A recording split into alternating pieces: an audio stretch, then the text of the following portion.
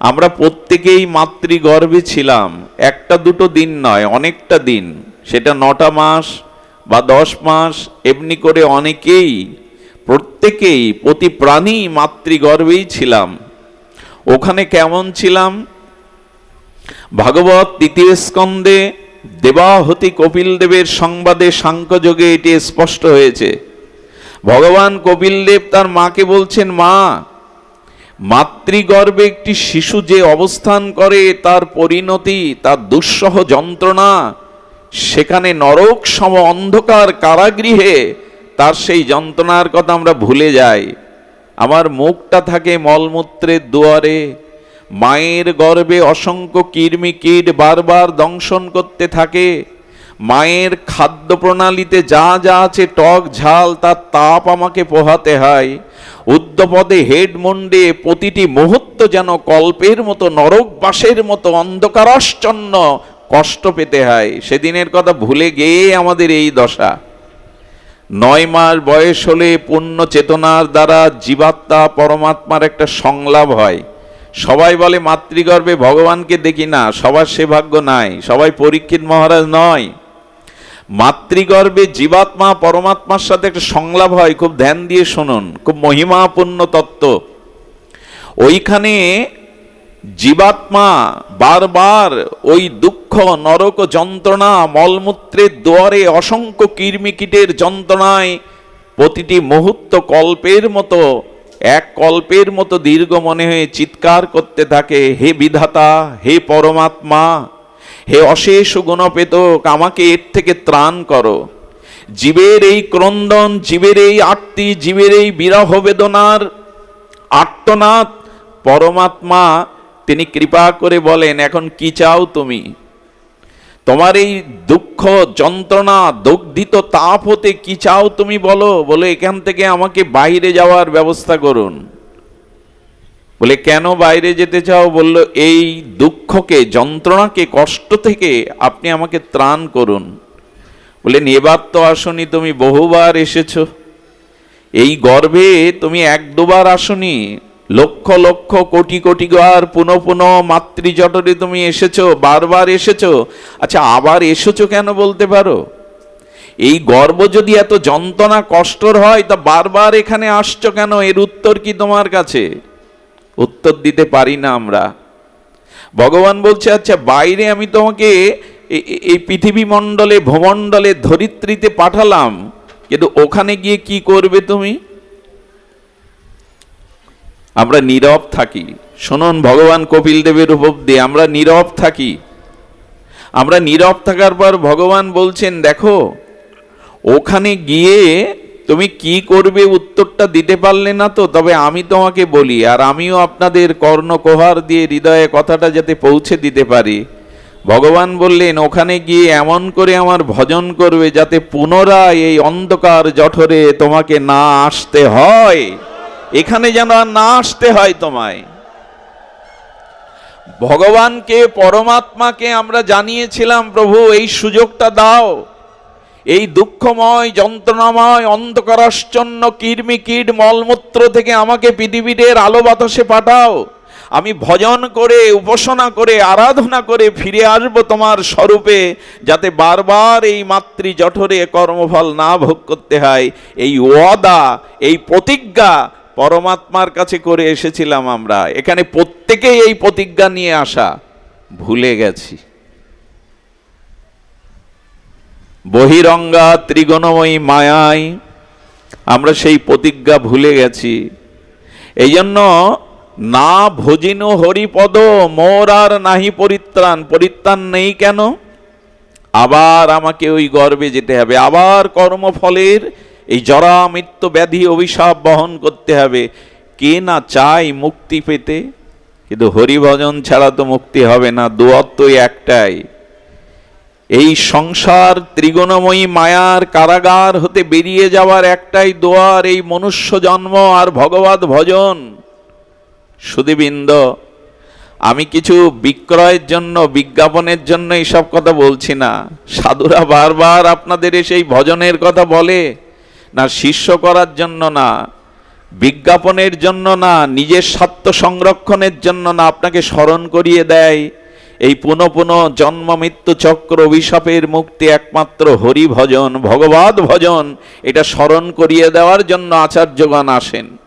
বারবার এই একটি কথাই আপনাদের স্মরণ করিয়ে দেন, হরি ভজনই হলো এই থেকে মুক্তির একমাত্র উপায়। আমাদের এই বঙ্গজননীতে এসেছিলেন মহাকবি কালিদাস। তিনি একখানে লিখেছেন যে ভ্রমর পদ্মের পরাগ পুষ্পে তার মধু আস্বাদনের, পরাগ আস্বাদনের জন্য ছুটতে ছুটতে আসতে। খুব ধ্যান দিয়ে শুনুন। ভ্রমর অর্থাৎ অলিকুল গুঞ্জনরত হয়ে প্রস্ফুটিত পদ্মের আর সুগন্ধময় রেণু মধুগন্ধ আস্বাদনের জন্য ছুটে আসতে গিয়ে দেখছে কেতকী ফুলের বাগান। কি ফুলের বাগান? কেতকী। দেখতে খুব সুন্দর, কেতকী ফুল দেখতে সুন্দর। ওখানে কেতকীর বাগান দেখে ভ্রমর মনে করলে এর মধ্যেই মধুগন্ধ মধুরেণুর আস্বাদন পাবো। কেতকী ফুলের বক্ষ মাঝে ভ্রমর বসে যখন আস্বাদন করতে শুরু করলো, তখন ওটা তিক্ত, বড় কটু। সেই কটু তিক্ত পান করতে গিয়ে সে আস্বাদন তো পেল না, আর ওই কটু তিক্ত ধারে তার চোখে বেঁধে চোখটা অন্ধ হয়ে গেল। গল্প শোনাচ্ছি না, মহাকবি কালিদাসের অনুভূতি। তিনি বলছে যখন অন্ধ হয়ে গেল আর এই তিক্ত কটু রসে যন্ত্রণা পেতে লাগলো, মধুরস তো কেতকী দিতে পারে না, কি করলো জানেন? ওই অন্ধ হয়ে বাগানের মধ্যে ঘুরতে লাগলো। যে পাপড়িতে বসে ওখানে ধার কাটার দ্বারা তার পাগনা চূর্ণ বিচ্ছিন্ন হয়। এইভাবে যন্ত্রণা কাতর হতে একদিন ভ্রমর ক্লান্ত শ্রান্ত হয়ে মৃত হয়ে পড়ে থাকে। কবি কালিদাস বোঝাতে চাইছেন কেতকী ফুলের বাগানের মতো স্ত্রী পুত্র রূপ যৌবন ভোগ বিলাসের মধ্যে আমরা প্রবেশ করেছি। এখানে সুখ পাবো বলে, শান্তি পাবো বলে, মধু আস্বাদন পাবো বলে এই শব্দ স্পর্শ বিষয় ভোগ করতে গিয়ে আমরা তিক্ততা পেয়েছি। আগ ভেবে কাঠ চুষলে তো রস পাওয়া যাবে না। আগ ইক্ষুদণ্ড ভেবে যদি রসের আশায় কাঠ চুষি, পাওয়া যাবে না। অনেক সময় কুকুরগুলো কি করে জানেন? হাড্ডি নেয়, কোনো প্রাণীর, মরা প্রাণীর হাড়, ওই হাড়টা নিয়ে গালসি দিয়ে চিবাতে থাকে। হাড়ে তো কিছু নাই, রসও নয়, রক্তও নয়, মাংস নয়, তবু চিবাতে থাকে। চিবাতে চিবাতে তার গালশিতে দাঁতগুলো রক্তাক্ত হয়ে রক্ত ঝরে, নিজের রক্ত পান করে আর মনে করে এটা হাড়ের থেকে রস আসছে। আমাদের দুর্দশাও তাই। যাদের ভজন নাই, সদ্গুরুদেবের কৃপা নাই, হরিনাম নাই, জীবনের লক্ষ্য যে ভুলে গেছে, সেও মনে করে সংসারের মধ্যে আনন্দ সুখ আছে। চিবাতে চিবাতে ক্ষতবিক্ষত রক্তাক্ত হয়ে যায় আমরা। চেতনা ফেরে কই? আমাদের চেতনা ফিরে কই? ক্ষত বিক্ষত আজ আমরা। শান্তির সন্ধান নাই, কারণ না ভজিনু হরিপদ মোর আর নাহি পরিত্রাণ। এই করতে করতে, ছটপট করতে করতে ভজনবিহীন পরিত্রাণ হবে না। মানে যমের দুয়ারে, ওই যমের অন্ধকার নরক কারাগারে পতিত হতে হবে। আচ্ছা, যম আদালতে যদি জিজ্ঞাসা করে তুমি ভজন না করে এখানে এসছো, তবে সেদিন যেন এইটুকু বলতে পারেন, যারা এইটুকু বলতে পারবে তাদের যাওয়া লাগবে না ওই আদালতে।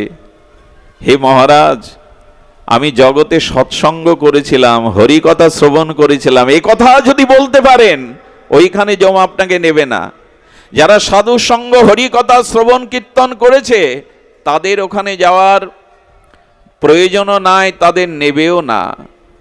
সুধীবৃন্দ, যাতে বলতে পারেন আমি সাধু সঙ্গে হরি কথা শ্রবণ করেছি, বৈষ্ণব সঙ্গ করেছি, হরিনাম আশ্রয় করেছি, সেদিন আর ওরা আপনাকে ওখানে নেবে না। এই জন্য না ভজিনু হরিপদ মোর আর নাহি পরিত্রাণ। এই পরিত্রাণ পাওয়ার জন্যই ভজন, যাতে অধঃপতিত না হয়, স্খলিত না হয়। আচ্ছা, ভজনে পুষ্টিতা, ভজনে আনন্দ, ভজনে রতিমতি আসে না কেন? এই প্রশ্নের উত্তর খুব মর্মস্পর্শী। আপনারা আশা করছি হৃদয় দিয়ে শুনবেন। ভজনে মন না আসার, ভজনে অভিনিবেশ না আসার, ভজনে রতিমতি না আসার কারণ একটি, এটা পাপ। আচ্ছা, পাপের রূপ কেমন? খুব মার্মিক কথা, হঠাৎ মনে পড়ল। আপনারা বিদগ্ধ শ্রোতা, অনুভবী শ্রোতা, এই জন্য মরমী শ্রোতা। পাপ অনেক প্রকার, যেমন ব্যভিচার, অনাচার, পরস্ত্রী গমন, হ্যাঁ, অমেদ্য খাদ্য গ্রহণ, মিথ্যা, হিংসা, জীবের ক্ষতি। পাপ তো অনেক প্রকার, অসংখ্য পাপ। কিন্তু পাপের রূপ কেমন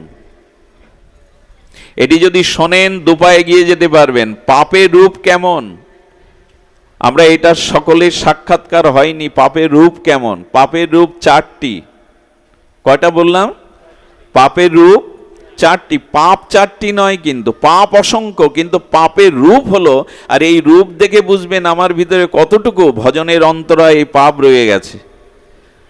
পাপের রূপ চারটি। প্রথম রূপটি হলো অন্ধকার। পাপের রূপের প্রথমটি হলো অন্ধকার। অন্ধকারের ধর্ম কি? এখানে লাইটগুলো নিভিয়ে দিন, একটু পরে রাত্রি নেমে আসবে, এই বৈদ্যুতিক বাতিগুলো নিভিয়ে দিলে এখানে কেউ কাউকে উপলব্ধি করতে পারবে, দেখতে পারবে? অন্ধকারের ধর্ম হলো বস্তু ঢেকে দেওয়া। যখনই আমার জীবনে পাপ এলো, সেই পাপের প্রথম রূপ হলো অন্ধকার। আর অন্ধকার বস্তুকে ঢেকে দেয়। নিজের ঘরের বস্তু অন্ধকারে নিজে পাওয়া যায় না। তেমনি যখনই পাপ রূপ অন্ধকারের রূপ এলো, তখনই আত্মাকে ঢেকে দিল, ভগবানকে ঢেকে দিল, জগৎকে ভোগের জন্য সামনে এনে দেখালো। অন্ধকার কিন্তু আমাদের সর্বদা প্রিয়তা নয়, আলোই আমাদের প্রয়োজন। জগতের সূর্য উদিত না হলে এ জগৎ চলতো না, জগৎ ধ্বংস হয়ে যেত। আলো না হলে অন্ধকার বিদরিত হতো না। এই অন্ধকারের ধর্ম হলো বস্তু ধর্মকে আবৃত করা, ঢেকে দেওয়া। আমার চেতনাকে, আমার বিবেককে যে ঢেকে দেয়, এই অন্ধকার অজ্ঞানতাই হলো পাপের প্রথম রূপ। আপনাদের মনে পড়ে মহাপ্রস্থানের পথে চলেছিলেন ধর্মরাজ যুধিষ্ঠির। হঠাৎ দেখছেন চারিদিকে অন্ধকার, বিকট দুর্গন্ধ বাতাবরণে ভেসে আসছে। উনি চিৎকার করে উঠলেন, আলোর পথে চলতে চলতে কেন অন্ধকার, কেন বিকট এই দুর্গন্ধ? আমি সহ্য করতে পারছি না এই চিৎকার, এই দুর্গন্ধ এবং এই গাঢ় অন্ধকার। বলেছিলেন ধর্মরাজকে, আপনার মনে পড়ে কুরুক্ষেত্রের যুদ্ধে আপনার মুখ দ্বারা একটা মিথ্যা প্রকাশ হয়েছিল। এগুলো গল্প উপন্যাস নয়। হ্যাঁ, অশ্বত্থামাই হত।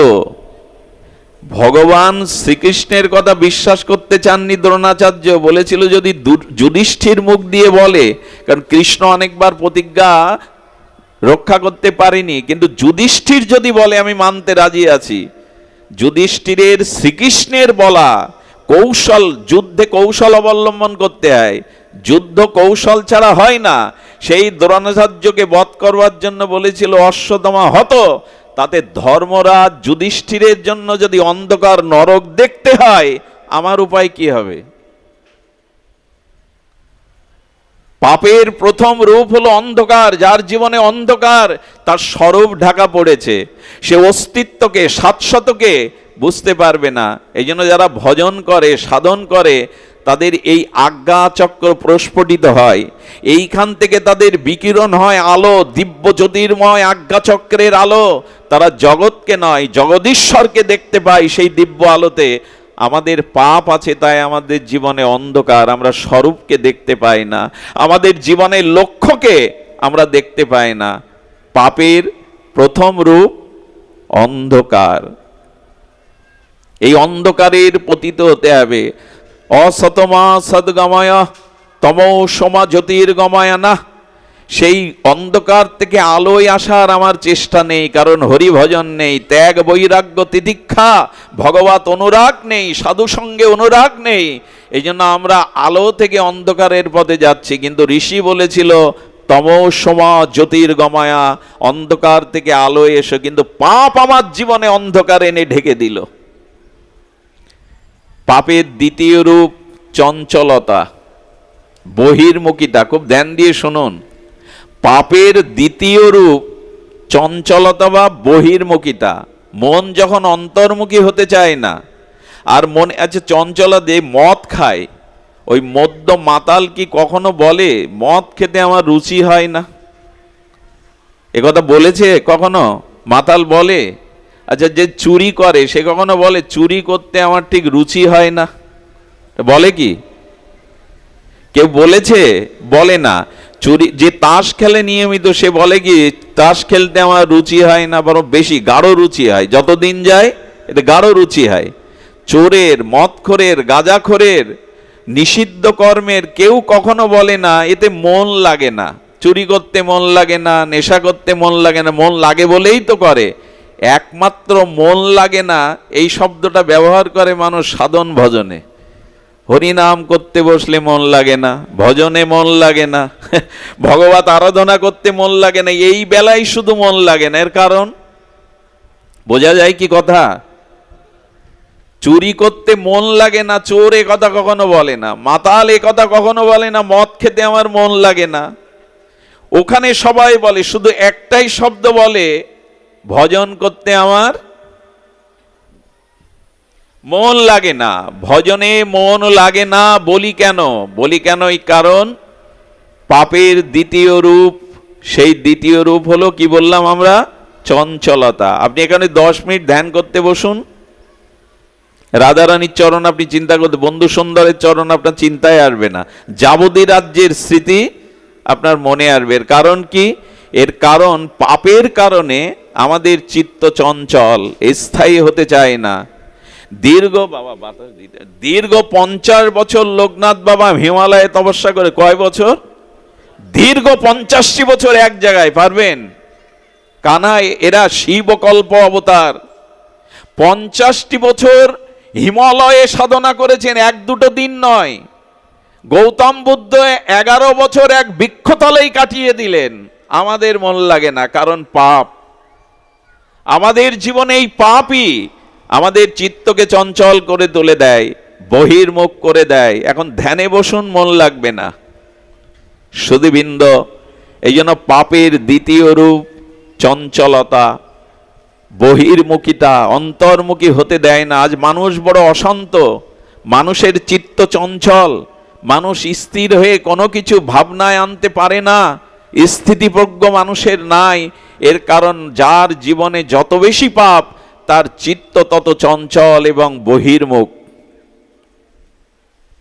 পাপের তৃতীয় রূপ, এগুলি জানা খুব বিশেষ প্রয়োজন। পাপের তৃতীয় রূপ হলো, বাবা ওই তিলক এখন দিও না বাবা, পাপের তৃতীয় রূপ বিঘ্ন। কি বলা হলো? বিঘ্ন। দেখবেন ভগবত পথে, সৎ পথে, হ্যাঁ ভজনের পথে আসতে গেলেই আমাদের যত বিঘ্ন সব এই ভজন পথে। এর একটাই কারণ, আমার প্রাক্তন এবং বর্তমান পাপ ভজনের পথে বাধা।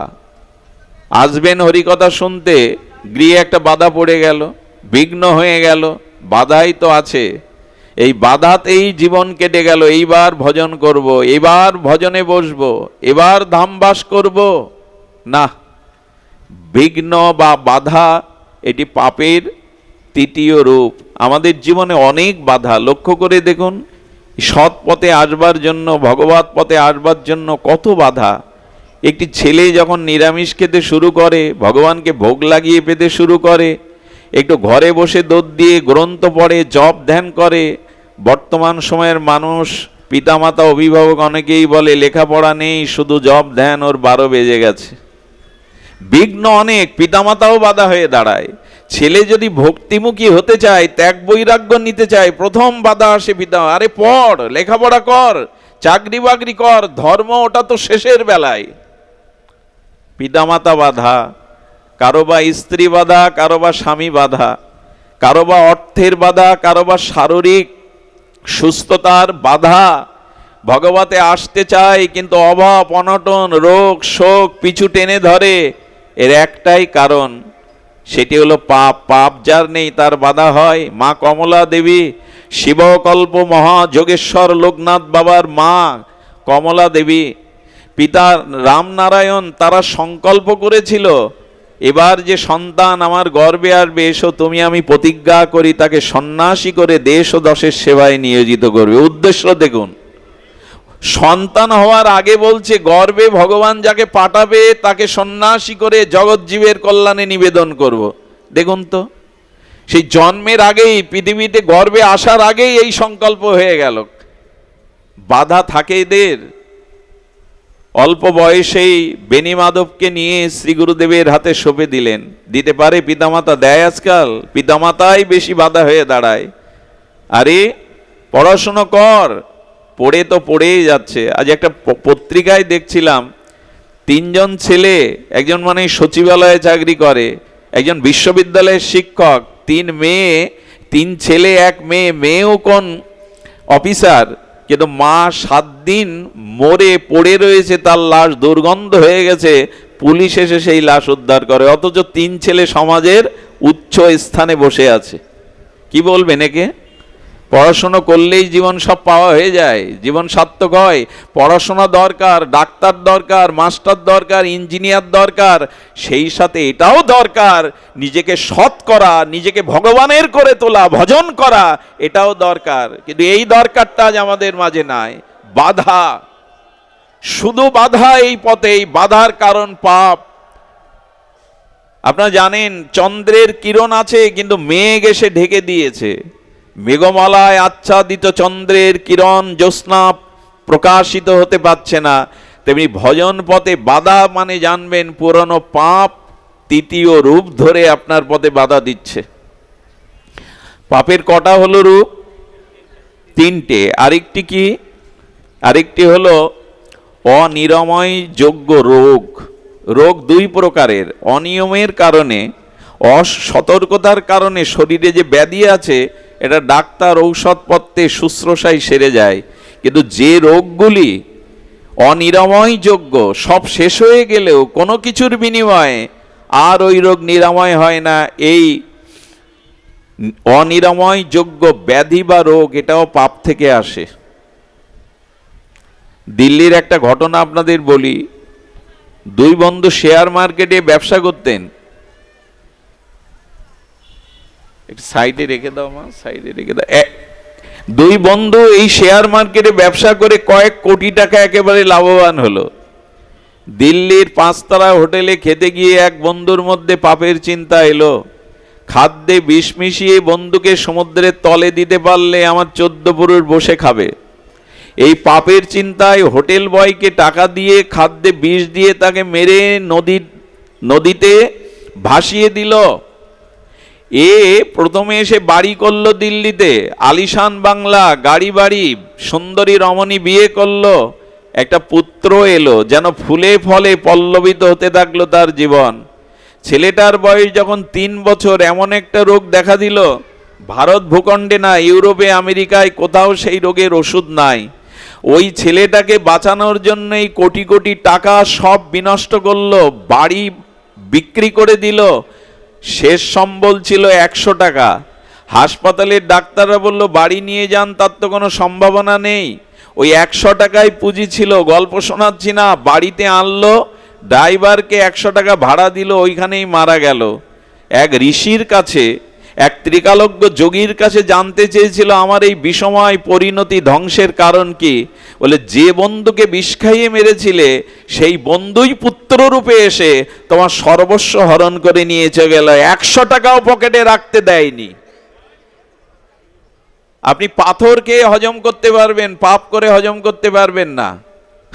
রামকৃষ্ণদেব বলছেন তার মৃদুবন্ধ কথায়, ঝাল খাবি আর জিহ্বায় ঝাল লাগবে না তা হয়, পাপ করবি আর জীবন সুখময় হবে তা হয়? হতে পারে না। পারা যদি কেউ খান, পারা ও 10 বছর পরে বিস্ফোরক হয়ে বেরোবে। এই জন্য পাপ থেকে দূরে থাকার জন্যই এই সাধুসঙ্গ, এই হরিকথায় হরিনাম, যাতে ওই অন্ধকার, ওই ভগবানে বিমুখতা, বহির্মুখিতা, ওই বাধা আর এই শরীরে ব্যাধি এসে যেটা নিরাময় অযোগ্য, বাধা না দেয়। এই জন্য আপনাদের বলবো, পাপের এই 4টি রূপ আজ ঘিরে ধরেছে।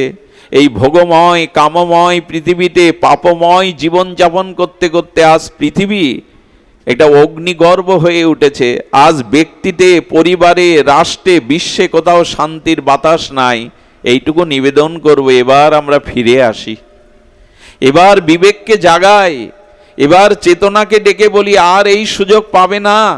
এই মনুষ্য জন্ম পেয়েছো, বিবেক পেয়েছো, সাধুসঙ্গ পেয়েছো, সদ্গুরু পেয়েছো, হরিনাম পেয়েছো, এই মাটিতে জন্মেছো, কাজে লাগাও। নিজের উদ্ধার অন্য কেউ করবে না। উদ্ধারে তো আত্মানা না আত্মাবসাদয়েত, নিজের পতন নিজে ডেকে ওনো না। কিন্তু এই কথাগুলি কি আমাদের হৃদয়ে যায়? আমরা কি জেগে উঠি? আমাদের চিত্ত কি জাগরিত হয়? এই জন্য আপনাদের কাছে অনুরোধ করব, পরিত্রাণের অন্য কোনো উপায় নাই। স্ত্রী পুত্র বান্ধব যত, মরি যাই শত শত আপনারে হও সাবধান। মহিষে বিষয় হত না ভজিনী হরিপদ, মোর আর নাহি পরিত্রাণ। ঠাকুর মশায়ের এই মহাবাণী প্রেমভক্তি চন্দ্রিকায়। আসুন আমরা ভজনে ব্রতী হই। এই ভজন করবার জন্য আমাদের কি প্রয়োজন না, আপনারা এটাও জানেন। এই কথা প্রসঙ্গে বাবার কথাটি আসে, রণে বনে জলে জঙ্গলে যেখানে বিপদে পড়িবে আমাকে স্মরণ করিয়ে আমি রক্ষা করিব। এ বড় অভয় বাণী, এ বড় ভরসার বাণী। অন্ধকারের মধ্যে সেই দিব্য আলোর রোশনাই যেন জ্বালিয়ে দিয়েছেন বাবা। আমি ভজন করলাম, সারাটি জীবন আমি ত্যাগ বৈরাগ্য তিতিক্ষা ভজন করেছি। যে সাধন সম্পদ আমার কাছে আছে আমি রক্ষিত করেছি, আমাকে ডাকো। আমরা এতক্ষণ সেই জঙ্গলের কথাই বলছিলাম। ওই যে কেতকী জঙ্গলে, কেতকী বাগানে হারানো ভোমরার মতো বাবা আমরাও পড়ে গেছি। এ জঙ্গল সুন্দরবন না, আফ্রিকার জঙ্গল না, এই সংসারে কামনা বাসনার জঙ্গলে আমরা হারিয়ে পথ পাচ্ছি না। এইখান থেকেই বাবাকে স্মরণ করতে হবে, শ্রী গুরুদেবকে স্মরণ করতে হবে, ভগবানকে স্মরণ করতে হবে, যাতে এর থেকেই আমরা নিষ্কৃতি পাই। এই জন্য বাবা বললেন কেবল স্মরণ নাও। ওই গোমুখ আসনে বসা এই ত্রিকালজ্ঞ শিবকল্প মহাযোগেশ্বর তিনি জানিয়েছেন ভয় নাই, এই তপশক্তি তোমাদের রক্ষা করবে, তোমরা শুধু স্মরণ করো। এই স্মরণ কথাটি আসে তো আমাদের। তস্মাৎ সর্বেশ কালেশ মামানশ্বর, গীতার এটাই তো ভগবান বলেছেন, স্মরণ করো। এই সংসারের নানান কাজে নানান ভিড়ের মধ্যে আমাকে স্মরণ করতে ভুলে যেও না। স্মরণাঙ্গ স্মরণই হলো আমাদের পথ। তাই বাবা বলছেন আমাকে স্মরণ করিও। এটা মনে আছে কি আমাদের? দিন রাত তো চলে যায়, সূর্য উদয় হয় অস্ত যায়, কিন্তু স্মরণ কই? এই স্মরণ করতে হবে ভগবানকে স্মরণ, তার নাম, তার লীলা, তার অসমধ্য মাধুর্যকে স্মরণে আনতে হবে। বন্ধু সুন্দর বলেছিলেন, হৃদয়কে শূন্য রেখো না, মনকে কখনো শূন্য রেখো না। ওখানে গৌর গোবিন্দকে রাখো, তার শ্রীনামকে রাখো, তার রূপ মাধুর্য লীলাকে রাখো। মনকে শূন্য রাখতে যেও না, ওখানে শয়তান প্রবেশ করবে, ওইখানেই পাপ প্রবেশ করবে, ভোগ প্রবৃত্তি প্রবেশ করবে। মনকে কখনো খালি রেখো না। এটাই তো সেই একই কথার প্রতিধ্বনি। ফরিদপুরের শ্রীগাল আর সাতক্ষীরার শ্রীগাল দুই সুরে ডাকে না। সব মহাপুরুষ, সব শাস্ত্রের একটাই বাণী, মামনুষ্বর, ভগবানকে স্মরণ করো, ভগবানকে স্মরণ করো। এটি ছাড়া আমাদের এই যুগে, এই কাল কবলিত ক্ষণভঙ্গুর কলিযুগে আমাদের তপস্যা, যাগ, যজ্ঞ, অন্য কিছু করা সম্ভব নয়। একমাত্র সম্ভব শ্রীহরির নামকে স্মরণ করা, তার রূপ, তার লীলা, তার অসমাদ্য ধাম, তার মাধুর্যকে স্মরণ করা। এই স্মরণই আপনাকে রক্ষা করবে। আসুন, সূর্য অস্ত গেছে, যাচ্ছে, আমাদের জীবন সূর্য হয়তো অস্তগামী। সংকল্প করি যে প্রভু বলে এসেছিলাম, সংকল্প করে এসেছিলাম পরমাত্মাকে, তোমাকে ভুলে যাব না, তোমাকে স্মরণ করব। এই স্মরণটাই আমরা ফিরিয়ে আনি। এটা সম্ভব, এটা আমাদের পক্ষে সম্ভব। যাগ, যজ্ঞ, তীর্থ পর্যটন, হোম, অগ্নি, এগুলো প্রজ্বলন করে পূর্ণাহতি দেওয়া কঠোর হতে পারে, কঠিন হতে পারে, কিন্তু ভগবানকে স্মরণ করা আমাদের পক্ষে সম্ভব। এই স্মরণ করুন। পতিত যদি হয়ে থাকি, স্খলিত হয়ে যদি থাকি, নানান পাপের যদি আমাদের পতন হয়ে থাকে, ভয় নাই, ভগবান এবার পতিত পাবন অবতারে এসছে, এইটুকুই ভরসা। ভগবান এবার পতিত পাবন নাম ধরেছেন।